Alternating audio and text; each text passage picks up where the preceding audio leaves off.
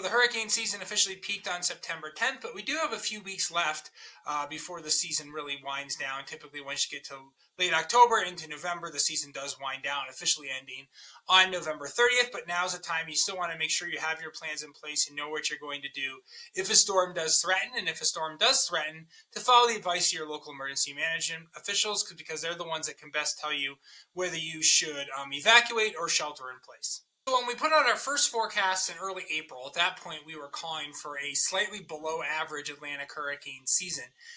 We did expect El Nino to develop. That's warmer than normal water in the eastern and central tropical Pacific.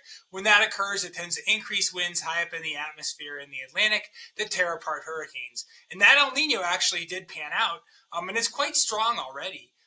But the one thing we didn't anticipate being quite as dramatic as it has been is just how warm the Atlantic is. The Atlantic is extremely warm right now, basically record warm temperatures there, and the warmer Atlantic provides more fuel for developing hurricanes. So when we have been issuing our forecasts, especially the updated ones in June, July, and August, we said it was going to be a battle between, a pretty strong El Nino, which tends to decrease your Atlantic hurricanes, and a warm Atlantic, which provides more fuel for the storms.